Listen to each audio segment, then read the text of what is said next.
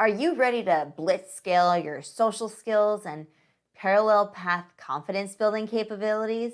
We'll double click on a few KPIs and co create a future proof plan of attack for a complete omni-channel approach. Comment below if you understood what I just said. If you didn't understand, you're not alone. Frankly, there isn't much to understand. It might sound impressive or intimidating, but it's really just garbage language. Garbage language is a term coined by Anna Weiner in her Silicon Valley memoir, Uncanny Valley. It's an umbrella term for corporate speak, buzzwords, and business jargon. It's the kind of language that is endemic to the business world and modern corporate culture. But is it an effective way to communicate? That's exactly what we're going to unpack today.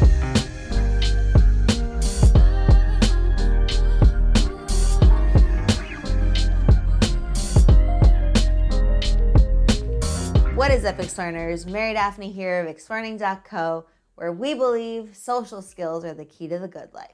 What's the good life? It's a life where you call the shots, you have a crew you can count on, and you're on a mission that you care about. Now, before I jump in, I wanted to tell you about a great free resource that we've created for the Explearning community. It's a comprehensive small talk guide.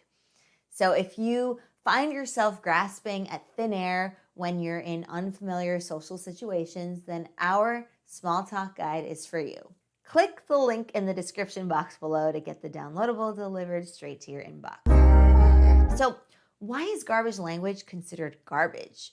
Well, for starters, it's a bunch of mumbo jumbo, meaning it's incoherent language devoid of meaning. In fact, Anna Weiner calls it a non-language that's neither beautiful nor especially efficient. And if it confuses you, then it's achieved its purpose. In her article, Garbage Language, Why Do Corporations Speak the Way They Do?, Molly Young posits that the hideous nature of these words, their facility to warp and impede communication, is also their purpose. Hold on, that seems odd, doesn't it? The point of this type of communication is to block communication? Seems oxymoronic, I'd say. But as Molly Young points out, garbage language permeates the way we think of our jobs and shapes our identities as workers. The point is concealment. It's less obvious what so many of us are trying to hide. In computer programming, elegant coding solutions are called patterns. By contrast, solutions that make the code more complex or less efficient are called anti-patterns. Garbage language is an anti-pattern. It eschews clarity in favor of complexity. In fact, going forward, let's give this anti-pattern of communication a name.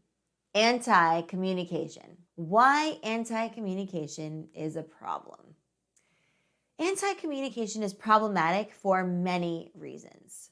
Let's run through a few of them. Number one, it causes confusion. If you can't understand what someone is saying, it's hard to determine what to do next. Anti-communication sows confusion because the message is garbled. There's little accountability associated with it because it's unclear what the meaning is in the first place. As Molly Young puts it, in an environment of constant auditing, it's safer to use words that signify nothing and can be stretched to mean anything just in case you're caught and required to defend yourself. This lack of clarity causes individuals and teams to make mistakes and veer off track. The second one, number two, it suppresses communication.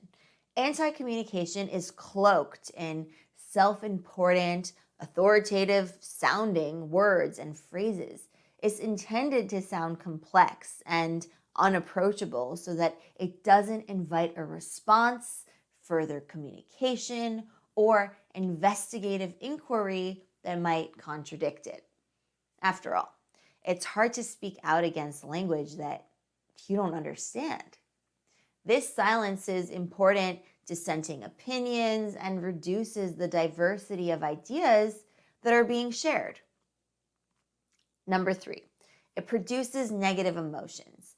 Anti-communication employs large, intimidating language for another reason.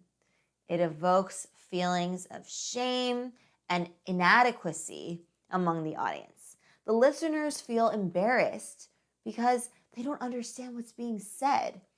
This implicitly raises the speaker and lowers the listeners. It's a kind of power play that hurts the group. Molly Young calls it empowerment language because it makes the person who is using it feel more important and that their work is more meaningful than they may actually feel. It's self-aggrandizing. She says it's a way of selling our jobs back to ourselves. Chew on that for a minute. Number 4, it stifles productivity. Because of all the reasons above, anti-communication can have a significant negative impact on productivity. Confused colleagues, suppressed communication, and negative emotions all result in less work getting done and more frustration among the people doing the work.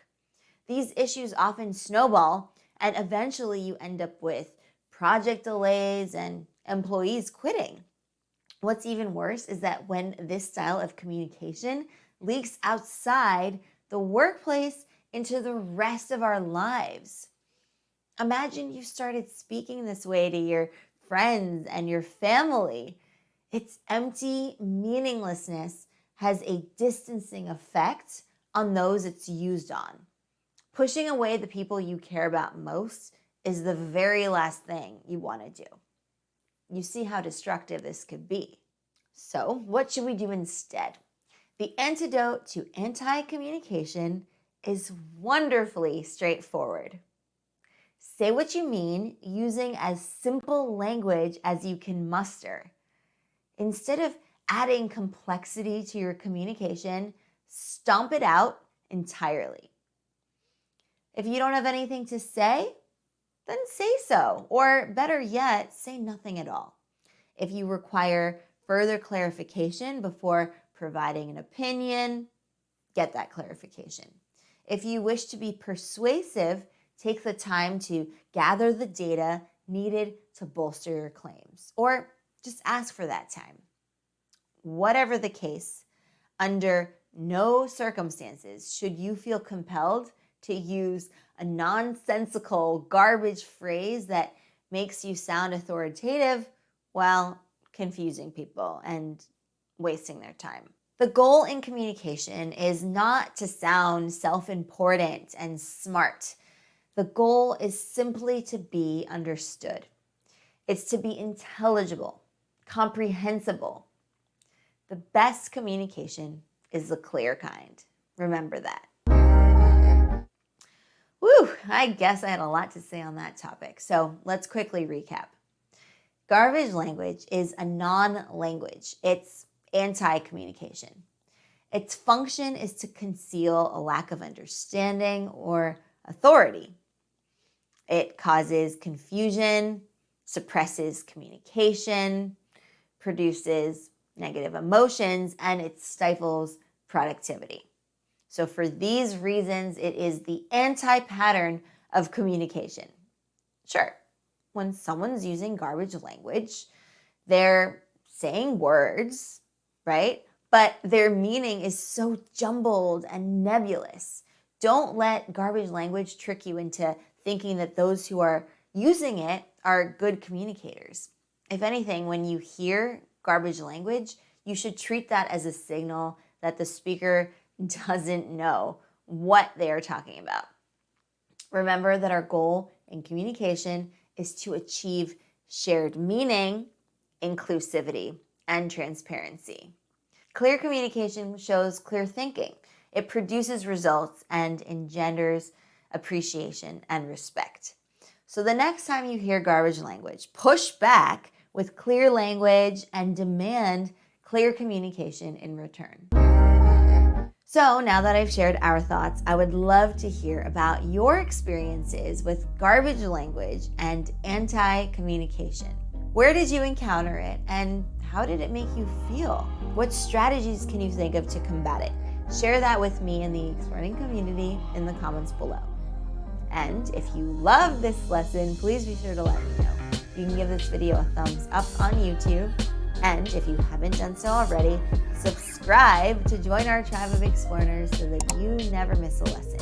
And if you ring that bell, you'll get notified about our new lessons and our weekly live streams.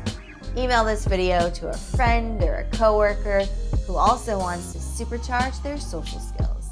And while we're at it, feel free to share this video with your friends on Facebook and Twitter and Instagram and all that jazz as well.